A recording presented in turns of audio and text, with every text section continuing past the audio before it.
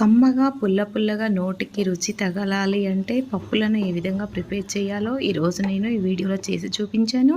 Friends, welcome to my channel. Video ending వరకు skip చేయకుండా చూస్తే శనగపప్పుని పాతకాలం పద్ధతుల్లో చాలా టేస్టీగా, కమ్మగా, పుల్ల పుల్లగా ఎలా ప్రిపేర్ చేసుకోవాలో వీడియోలో మీకు చూపించాను. సో వీడియో ఎండింగ్ వరకు స్కిప్ చేయకుండా చూసి వీడియో నచ్చితే దయచేసి లైక్ చేసి సబ్స్క్రైబ్ చేసుకోగలరు.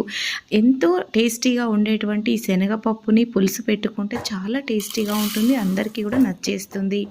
కప్పు శనగపప్పుని మనము దాదాపుగా ఒక అరగంట ముందు నానబెట్టుకోవాలి. ఇది నానితే తొందరలో ఉడికిపోతుంది అన్నమాట. సో ఇప్పుడు దీనిని మనము కుక్కర్లో యాడ్ చేసుకొని ఒక 3 విజిల్స్ వచ్చే వరకు దీనిని మనము ఉడికించుకోవాలి. పప్పు మరీ మెత్తగా ఉడకకుండా చూసుకోవాలి, కొద్దిగా పలుకుగా ఉంటేనే బాగుంటుంది. ఇది ఉడికించడానికి ఒక గ్లాసున్నర వాటర్ యాడ్ చేసుకుంటే సరిపోతుంది. దీనితో పాటు కొద్దిగా పసుపు, ఆయిల్ కూడా యాడ్ చేయండి. పప్పు కొద్దిగా పర్ఫెక్ట్గా ఉడికిపోతుంది. ఇలా 3 విజిల్స్ వచ్చాక తీసి చూస్తే కొద్దిగా పలుకుగా ఉంటుంది. ఈ పప్పు మెత్తగా ఉడికించొద్దు, అప్పుడే టేస్టీగా ఉంటుంది. ఇప్పుడు దీనిని మనము పక్కన ఉంచేసి స్టవ్ పైన ప్యాన్లో 1 స్పూనున్నర ఆయిల్, అంటే దాదాపుగా 50 గ్రామ్స్, అందులో టేబుల్ స్పూన్ జీలకర్ర, హాఫ్ టేబుల్ స్పూన్ ఆవాలు, అదేవిధంగా ముందుగా కట్ చేసినటువంటి ఆనియన్స్ని ఇవి ఫ్రై చేసుకోవాలి. పచ్చి స్మెల్ పోయే వరకు 2-3 పచ్చిమిరపకాయ చీలికలు, ఇవన్నీ పచ్చి స్మెల్ పోయే వరకు మనము ఫ్రై చేస్తూ ఉండాలి. అదేవిధంగా కొద్దిగా కరివేపాకు, ఇంగువ, ఈ పులుసు కూరలకి ఇంగువ ఉంటేనే చాలా టేస్టీగా ఉంటుంది. హాఫ్ టేబుల్ స్పూన్ అల్లం వెల్లుల్లి పేస్టు, ఇది మొత్తం పూర్తిగా పచ్చి స్మెల్ పోయే వరకు మనము లో ఫ్లేమ్లోనే మనము దీనిని ఫ్రై చేస్తూ ఉండాలి. ఇలా మగ్గిన తర్వాత పసుపు యాడ్ చేయండి. పసుపు ముందు యాడ్ చేస్తే మాడిపోతుంది కాబట్టి పూర్తిగా ఆనియన్స్, అల్లం వెల్లుల్లి పేస్టు ఫ్రై అయిన తర్వాతనే దీన్ని యాడ్ చేసుకోవాలి. సో ఇప్పుడు ఇది పూర్తిగా మగ్గిపోయింది, మంచి ఫ్లేవర్ వచ్చేస్తుంది. ఇప్పుడు మనము శనగపప్పులో ఉన్నటువంటి వాటర్ని పక్కన తీసేసి ఇలా పప్పు వరకు యాడ్ చేసాము. ఇందులో ఉన్నటువంటి వాటర్ని మనము పడేయొద్దు. ఇందులో ఉన్నటువంటి ప్రోటీన్స్ అన్నీ కూడా వేస్ట్ చేసుకోకుండా మరలా మనం ఇందులో యాడ్ చేసుకోవచ్చు. ఇలా పప్పుని పోపులో యాడ్ చేసి ఒక 2-3 నిమిషాలు లో ఫ్లేమ్లో ఉంచితే ఫ్లేవర్ అంతా కూడా పప్పుకు పట్టేస్తుంది. తర్వాత టేస్ట్ని బట్టి కారం యాడ్ చేసుకోండి, మీరు తినేదాన్ని బట్టి కారం యాడ్ చేసుకోండి. సో ఇలా ఈ కారం కూడా పచ్చి స్మెల్ పోయే వరకు ఒక 2 మినిట్స్ మనం లో ఫ్లేమ్లోనే లిడ్తో క్లోజ్ చేసి ఉంచాలి. అప్పుడే ఈ కారం స్మెల్ కూడా పోతుంది. చాలా టేస్టీగా ఉండేటువంటి ఈ శనగపప్పు పులుసు కూర, దీనిని అంటు పులుసు పప్పు అని అంటాము. చాలా టేస్టీగా వచ్చేస్తుంది. ఈలోపు మనము జీలకర్ర మెంతు పిండి కోసమని మెంతులు, జీలకర్రని ఇలా మనం వేయించుకొని వీటిని పౌడర్గా ప్రిపేర్ చేసి పక్కన ఉంచాలి. దీనికి ఇది కాంబినేషన్ ఉంటేనే చేపల పులుసు అంత టేస్టీగా వచ్చేస్తుంది అన్నమాట. సో ఇప్పుడు మనము ఈ పప్పులో మనం కారం యాడ్ చేసింది పూర్తిగా పచ్చి స్మెల్ పోయింది.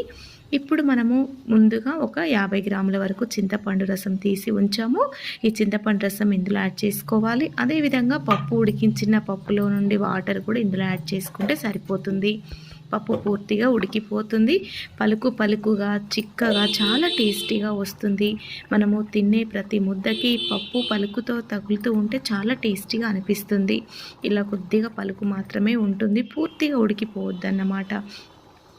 ఇప్పుడు ఇది ఉడికే ముందు దీనిలో 1 టేబుల్ స్పూన్ జీరా మెంతు పిండి, అదేవిధంగా పచ్చిధనియా పౌడరు, టేస్ట్ని బట్టి సాల్ట్ యాడ్ చేసుకొని లిడ్తో క్లోజ్ చేస్తే ఆ జీరా మెంతు పిండి మొత్తం కూడా ఈ పులుసుకి పట్టేస్తుంది. చాలా ఫ్లేవర్ వచ్చేస్తుంది.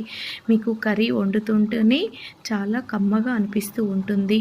ఇలా మీరు ట్రై చేసుకోండి. అన్నం మొత్తం కూడా ముద్ద వదలకుండా లాగించేస్తారు, అంత టేస్టీగా ఉంటుంది ఈ శనగపప్పు పులుసు కూర. మీకు టేస్ట్ తక్కువగా అనిపిస్తే ఇంకా కాస్త సాల్ట్ యాడ్ చేసుకోండి, టేస్ట్ని బట్టి మాత్రమే. సో ఇలా దీనిని మనం మీడియం ఫ్లేమ్లో లిడ్తో క్లోజ్ చేసి ఉంచేసి ఉడికిస్తూ ఉంటే ఉడికిపోతుంది. చాలా పర్ఫెక్ట్గా ఉడుకుతుంది, దగ్గరికి వచ్చేస్తుంది. ఇలా ఆయిల్ ఫ్లోట్ అయ్యే వరకు ఉడికించేస్తే ఇలా పప్పు మొత్తం ఉడికిందన్నమాట మనకు తెలిసిపోతుంది. ఎంతో టేస్టీగా ఉండేటువంటి ఈ శనగపప్పు పులుసు కూరని మీరు వారంలో ఒక్కరోజైనా ట్రై చేయండి. ఎన్నో రకాల ప్రోటీన్సే కాకుండా హెల్తీగా ఉంటారు, ఇంకా చాలా టేస్టీగా ఉంటుంది. పైన కొద్దిగా కొత్తిమీర గార్నిష్ చేసుకుంటే ఇంకా టేస్ట్ అనేది సూపర్గా ఉంటుంది. మీరు ఇలా ట్రై చేయండి.